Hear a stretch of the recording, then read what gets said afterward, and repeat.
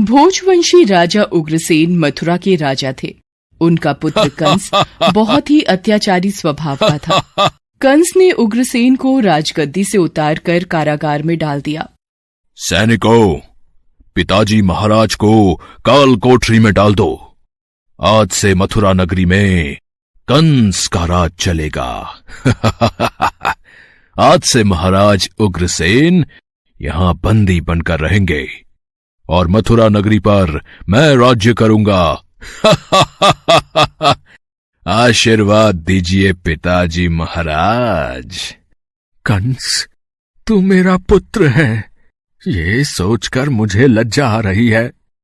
देखना, एक दिन तेरे पाप का घड़ा अवश्य भरेगा। कंस की छोटी बहन देवकी के विवाह की तैयारियां चल रही थीं। देवकी मथुरा के राजा उग्रसेन के छोटे भाई देवक की पुत्री थी। ये कंस की चचेरी बहन थी। अरे भैया कंस, आप आइए। प्रिय बहना देवकी, कल तुम इस महल से विदा हो जाओगी। तुम्हारे बिना ये सौमांगल्य प्रार्थना।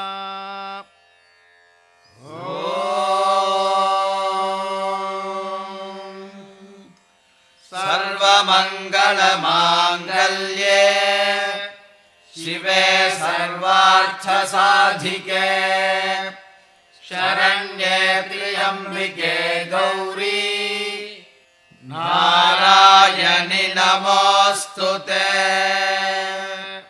सौमांगल्य सिद्ध्यर्थे गुरुकटाक्षार्थम अनुग्रहार्थं च गुरोः प्रार्थना। वसुदेव, मैं अपनी बहन देवकी से बहुत स्नेह करता हूं, इसलिए देवकी बहन को मैं स्वयं अपने रथ पर ससुराल विदा करके आऊंगा। ये तो हमारे लिए बहुत ही सौभाग्य की बात है महाराज कंस। कंस देवकी और वसुदेव को छोड़ने चल पड़ता है। देवकी के पिता देवक उसे बहुत सारा धन धान्य संपत्ति आदि देकर विदा करते हैं। कंस देवकी और वसुदेव के साथ वार्तालाप करते हुए अभी आधे रास्ते ही पहुंचा था कि रास्ते में एक आकाशवाणी होने लगी। हे कंस, जिस देवकी को तू बड़े प्रेम से ले जा रहा है, उसी में तेरा काल बसता है। इसी के गर्भ से उत्पन्न 8वां पुत्र तेरा वध करेगा, तेरा वध करेगा। ये आकाशवाणी कैसी? नहीं, ये झूठ है। देवकी की कोख से जन्मा 8वां बालक मेरा वध करेगा? नहीं, ऐसा नहीं हो सकता। यदि ऐसा है तो मैं वसुदेव का ही वध कर देता हूं। हाँ, यही ठीक रहेगा। फिर मुझे कोई डर नहीं। नहीं भैया, इनका वध मत करो। मैं आपके आगे हाथ जोड़ती हूँ। मेरा सुहाग मत उजाड़ो भैया कंस। मैं आपसे वादा करती हूँ, मेरे गर्भ से जो भी संतान पैदा होगी उसे मैं तुम्हें सौंप दूंगी, पर इन्हें मत मारो भैया। ठीक है, मैं वसुदेव का वध नहीं करूंगा, पर तुम दोनों अब मथुरा के महल की काल कोठरी में बंदी बनकर रहोगे। कंस, देवकी तुम्हारी प्रिय बहन है, मुझे काल कोठरी में बंद कर दो, पर देवकी को छोड़ दो। कंस ने वसुदेव और देवकी की एक बात न सुनी और वसुदेव और देवकी को कारागृह में डाल दिया। देवकी वसुदेव दोनों बहुत ही दुखी और हताश हो रहे थे। स्वामी, मेरी वजह से आज आपको कारागृह में रहना पड़ रहा है। मैं ही आपके लिए दुख और विपदा का कारण बनी हूँ। नहीं देवकी, नहीं, ऐसा मत कहो। मैं तुम्हें पत्नी रूप में पाकर बहुत प्रसन्न हूं। हमें एक दिन कंस के पापों से मुक्ति जरूर मिलेगी। पर स्वामी, भैया कंस मेरी कोख से जन्मे सभी बच्चों को मार देंगे। हम क्या करें? देवकी वसुदेव कारागृह में दुख भोग रहे थे। कंस देवकी और वसुदेव को धमकाता रहता था। वसुदेव देवकी के बच्चा पैदा होता और कंस कारागृह में आकर देवकी के हाथ से बच्चे को छीन लेता। ला, ये पुत्र मुझे दे बहना। भैया, मेरे पुत्र को मत मारो भैया। नहीं स्वामी, हमारा पुत्र, मैं अपने सामने ही अपने सभी पुत्रों का वध होते कैसे देख पाऊंगी? देवकी बेहोश हो जाती है। हे ईश्वर, कोई रास्ता दिखाओ।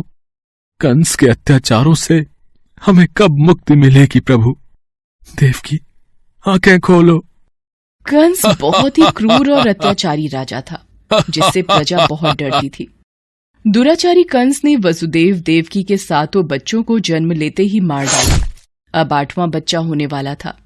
देवकी के 8वें पुत्र के जन्म का समय निकट आ रहा है, इसलिए पहरा और भी बढ़ा दिया जाए। जो आज्ञा महाराज कंस। देवकी वसुदेव के कारागृह में बंदी रहने की बात नंद गांव में वसुदेव के मित्र नंद के कानों तक भी पहुंची। दुराचारी महाराज कंस ने वसुदेव और देवकी को कारागृह में बंदी बना रखा है। देवकी के 8वें पुत्र के जन्म का समय निकट आ रहा है और इधर यशोदा को भी बच्चा होने वाला है। मुझे उनकी सहायता करनी होगी। 8वें बच्चे की रक्षा का उपाय सोचना होगा।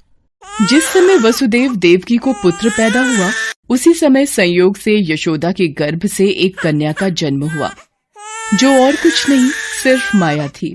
भाद्रपद के कृष्ण पक्ष की अष्टमी को रोहिणी नक्षत्र में श्री कृष्ण का जन्म हुआ। उनके जन्म लेते ही जेल की कोठरी में प्रकाश फैल गया। वासुदेव के सामने शंख चक्र गदा एवं पद्मधारी चतुर्भुज भगवान ने अपना रूप प्रकट कर कहा, वसुदेव, मैं बालक का रूप लेकर देवकी के गर्भ से जन्म ले चुका हूं। मेरा ये अवतार कंस के संहार के लिए ही हुआ है। अब देर न करो, तुम मुझे तत्काल गोकुल में नंद के यहां पहुंचा दो और उनकी अभी अभी जन्मी कन्या को लाकर कंस को सौंप दो। ये कहकर भगवान विष्णु अंतर्ध्यान हो गए। देखते ही देखते वसुदेव जी की हथकड़ियां अपने आप खुल गईं। कारागृह के द्वार अपने आप खुल गए। सभी पहरेदार सो गए। देवकी बेहोश अवस्था में थी।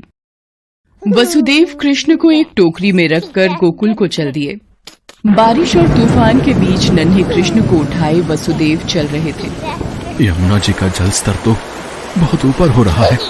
कैसे जाऊं अपने नन्हे बालक को लेकर? हे नारायण, सहायता कीजिए।